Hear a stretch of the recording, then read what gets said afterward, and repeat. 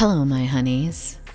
This is Kamara, the Black Dove Oracle, and welcome to your reading on how people experience your air sign.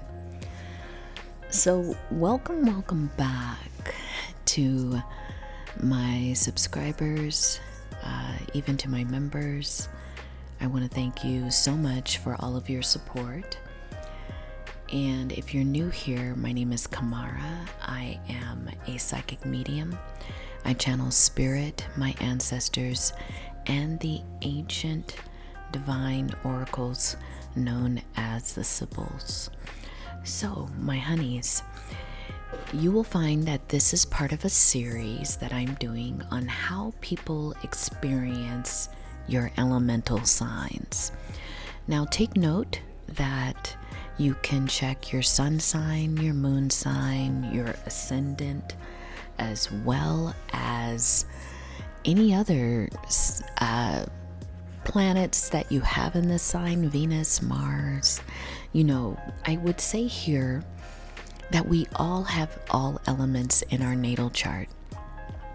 Some elements are more pronounced than others.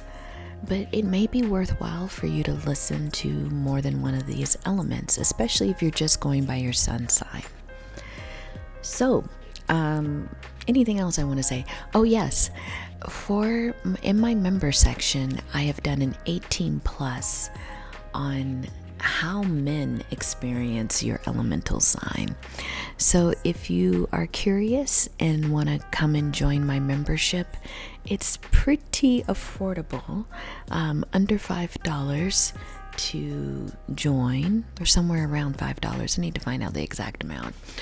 And on there you get special readings that are not available to the public, as well as some topic areas I will be discussing around topics of magic, psychic abilities, and gifts. So I hope that you'll consider joining me there, and that is where you will find these extended readings. So I think that is it. Maybe I will invite you, if any of this resonates with you, to give it a thumbs up, and if you haven't subscribed, please consider subscribing. So let's move on to the reading. And by the way, this is going to be audio only, and here we go. So air signs, how do people experience your air? Well, let's start off with the air signs are Libra, Aquarius, and Gemini. Libra is the cardinal sign, Aquarius is the fixed sign, and Gemini is the mutable sign. And all of these signs have small variations in how they express air. So in the beginning, I'm just going to talk about the generalities of the air signs, as air is an element. And then we will touch upon what's unique about Libra, Aquarius, and Gemini. And also what they represent in the tarot. So Libra is associated with the Queen of Swords, Aquarius with the Knight of Swords, and Gemini with the King of Swords. So we will do that fairly soon.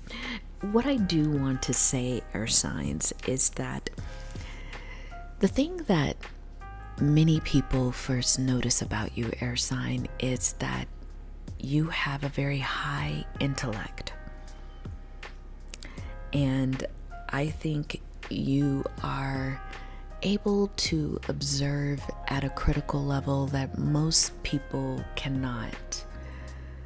And depending on your age, maybe even how you show up in your expression, some people are very much cut off guard by that intellect, by your observations. I think that sometimes your intellect, especially if it's combined with any kind of good looks, whether you're considered handsome or considered beautiful, that combination of the sword, the intellect, with aesthetically pleasing looks, often has people underestimating you in the beginning. I mean, this is before you've opened your mouth. This is before they've even got a chance to really get to know you. You find that many times people just assume that, especially what Spirit is bringing forward to me right now, is if you're in college, or, this could be past college experiences where people would assume that you're not that smart, that for some reason you are in school because of a scholarship, because of somebody getting you there or allowing you to attend there. They never seem to think that you got there on your own merit. And that might be even something that becomes a wound that follows you into other areas of your life. It might be a lifelong wound until you get older in age. There's something that happens as you grow older. These life experiences that you have, they culminate in you beginning to understand that you don't need to prove your intelligence to people. And I think you will decide, perhaps even later in life, or just when I say later in life, it could just be when you have more maturity and life experiences, which can happen at any age. You're going to realize that you have very good counsel. You're very good at analysis and strategy. And as you get more mature, you're going to realize that many people just feel insecure in your presence. It's not so much that they don't think you're smart. It's that whole energy of comparisons that you will run into quite often. I think you are going to end up being people that understand that in order to thrive in certain environments, in order to feel intellectually stimulated, you will find that you do not want to be the smartest one in the room. And so that may take you to places where you're seeking out your tribe of intellects. But I think I want to also caveat that here, because there's something about when you're able to combine this intellect with your heart, it's a very beautiful spiritual combination. You help people think through things that they may have cut off their heart from. And I think it's only because you've had to learn from your experiences. So, you will spend maybe earlier parts of your life as you're getting to know yourself, as you're getting to know how you want to move in life, feeling misunderstood. Because there's so much happening in that crown chakra of yours. Beautiful, innovative ideas. Things that your mind is like a puzzle. You're constantly putting things together. You're very perceptive. And you can easily point out to people where they have flawed thinking, which of course can gain you some secret enemies. People who don't like to look stupid, people who don't like to look as if they're wrong or mistaken. I don't think you think of people as stupid, but I think you can think of certain kinds of thoughts as incomplete. And so you are the kind of person who would do well in political analysis. You would do well in training others, such as being a teacher or a professor. You would do well in those professions because you're able to bring knowledge to a new level. And I think that is something that many people over lifetimes will notice about you, air sign, is that you're not stuck in what you believe. You can elevate that at any time that you need to. You can expand that as you get older and have more life experiences. Let's go to some of the things that people see for each of the signs, like Libra.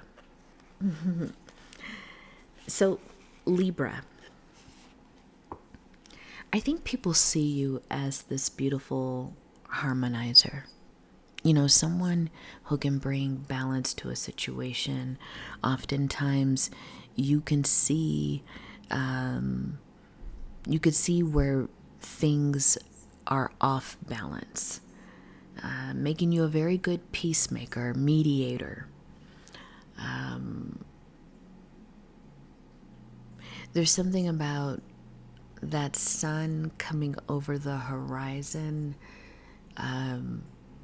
as a symbol of how you move in the world, bringing enlightenment. The parts of the body that Libra governed are the kidneys. It's like the kidneys are known as our filtration system. And I think there's something there with you, Libra, being able to filter out that which is keeping us from whole health. You're very good at writing, by the way. You're very good at writing like opinion papers or position papers. Your planet is Venus, so oftentimes people find you very alluring. And when it's combined with your intellect, oh my God, you can have many people enticed by by a conversation, definitely, but you can have people enticed with that combination. I think your energy governs the 7th house, the house of partnerships and relationships. So, Libra, you have this knack for being able to meet people where they're at. And it's that balance that you provide. Your time of the year is the fall. The colors that resonate with you might be blue, green, pink, brown. The gemstones that might be very beneficial to you are jasper, bloodstone, heliotrope. And metal is copper. Like, it would benefit you to wear some kind of copper bracelet or necklace. And I would say, in terms of healing herbs, I'm not a doctor. This is not medical recommendations, but herbs that you can investigate. Wild thyme is a very symbolic of Libra energy, bringing balance. And it's not to be confused with the culinary thyme that you would just have in your kitchen. It's wild thyme. And, my research says when it blooms into a red flower from June to September is a beneficial time to harvest it. So, Libra, I would say here that you're in Queen of Swords energy. And I think your strength is that of words. You know how to channel wisdom. Your symbol might even be the owl, like the snow owl, as well as the goddess archetypes are Athena, the warrior queen, maybe even the Amazons. You have a very critical mind. You use that mind to judge, not in just, how I want to say, not in negative ways. Judgment can also be used to be decisive, Typically, I think Queen of Swords is an energy you have to grow into, going back to that maturity. So Libra, you find as you get older, as life experiences start to culminate, you come into your own then. You become this writer, this thinker, this professor. And that can be just generalities when it comes to professions, but these are places where you can receive a lot of benefit for your intellect. I also feel like people regard you, especially in the tarot, as the separated or divorced or widowed queen. This is saying that will go through some struggles in the earlier parts of your life. Again, giving you material for your wisdom later in life. I think people can have difficulties with your authority. They might even describe you as being authoritarian at times. I think you can be a very strict teacher. You like discipline. You like to encourage discipline. You can, in certain ways, be a little uncompromising when you think this is the way. So, I would say overall you are a quiet psychic, meaning you observe more than what you talk about or tell.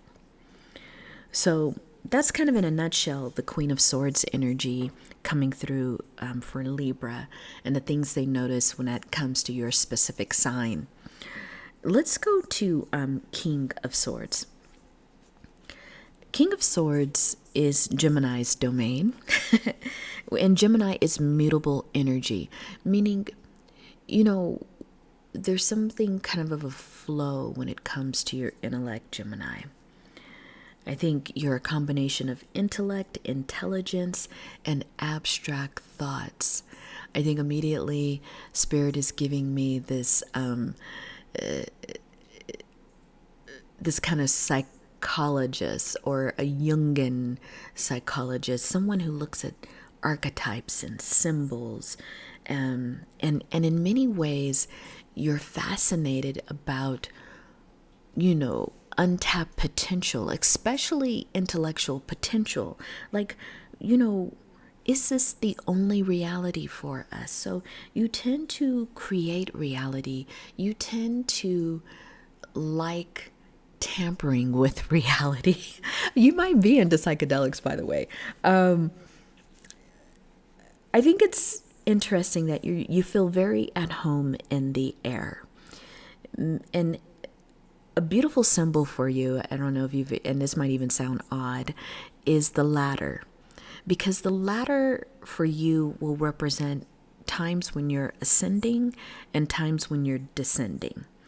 So I think you speak as necessary, especially when it's coming from your heart, your throat. You are a person that spent a lot of time looking at both sides. Gemini is the twins, right? And the twins, it means that duality inside of us.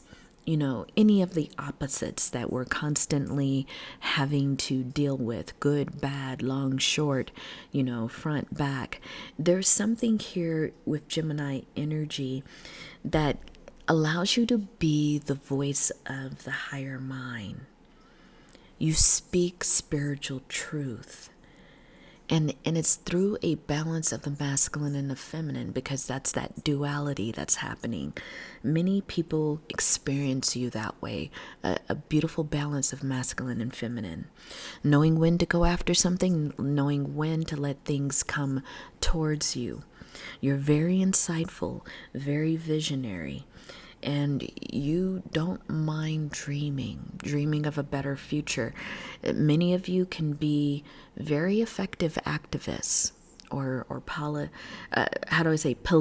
I was going to say politicians. I'm like, no, I mean, you could be, but I want to say more of a political analysis. Like you can use you can use your intellect to do that very well. So that's what I have for you, Gemini. Let's move to Aquarius. Aquarius, you are fixed energy. And in the tarot, you are the Knight of Swords. Knight of Swords is kind of that fast, moving energy. In the traditional tarot, you see this knight on a horse, coming through the wind, moving quickly. There's something very attractive, Aquarius, about how you own and wear the energy of air. Many people find themselves attracted to you because of how you, the word I'm looking for is like how you show up in that armor of yours, because you are very knightly. You have this armor, and if you've ever been in the military, people have liked you when you've been in your more formal uniform. There's something very striking about you. And it's something about how your intellect, it's very fast moving. It's very hard for the average person to keep up with you because you're always shedding identities. And it's kind of weird that to me, that you show up as this knight energy, because the knight can sometimes feel like you've conformed to some kind of warrior order. But in some ways, you're that knight that goes into battle with a unique strategy. I think many people, when they have the experience of you being in love and also in this intellectual energy, it softens that warrior from time to time. So many people in Aquarius energy, you have partners that really only get to see the softer side of you. And outwardly, people would be like, how does Aquarius even connect with others? Because they seem so logical and in their head, and maybe even at times using cold logic, cutting people off, a little bit isolated, or, and at its worst, you could overthink things a lot. But people see that in your partnership, this person, you do well with people who can see deeper into you, past all of the armor, past all of the intellect, into who you really are, and who can allow you to be goal driven. I think for Aquarius, there's nothing that would make you more heavy and dense is being with a partner that didn't understand the way you think. So I don't know why that's all coming up, but I mean, for the Knight of Swords, I think too, you really do have to set the goal of growing into more maturity throughout life. You will tend to think, Aquarius, because of your high intellect, but when you're younger, you're going to have to do more. How do I want to say this in a way? I think you have to lean in more to being taught at times. You could be a very difficult student for the right teacher. And I think the right teacher will know how to work with you so that you can get the benefit of the knowledge they're trying to offer you. You could be that student in high school, in college, maybe even a graduate program that is more skeptical than not. And at times that could get you on the wrong side of certain professors or academics, because they'll want to put you in your place, but they'll find it difficult because you are very intelligent and the things that you are pointing out have validity. And also, you don't need that outside validity. You kind of know what you know. And I think much of your spiritual lesson is going to be to allow yourself to learn from others, especially those Spirit is saying that you respect. So there's a beautiful line there that you're going to have to learn throughout life to walk. But that's what I have for you, Aquarius. So overall, I think there's a very compelling energy about you, especially for people who value intellect, people who can go toe to toe with you on the facts, the logic. But air signs, I also feel like you have something very beautiful to offer spiritually as well. I think you do very well in spiritual environments that are hermeneutic, like that you like to dive into sacred texts. You like the ancient history. You may even like quantum physics. Like there are things that you like to dive into that are not of this world. And so when you meet your counterparts, you have so much to offer in that realm, air signs, and people love this about you. You're the kind of person that when you meet these matching energies, you all are in these high philosophical conversations all night, until the restaurant closes, until they kick you out the cafe.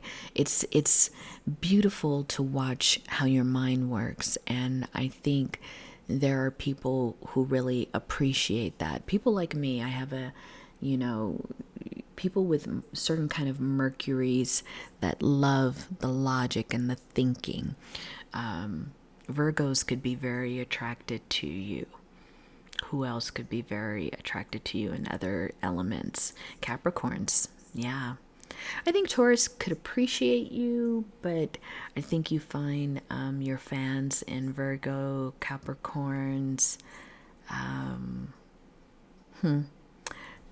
I want to say Aries from time to time, depending. But yeah, thank you so much, air signs.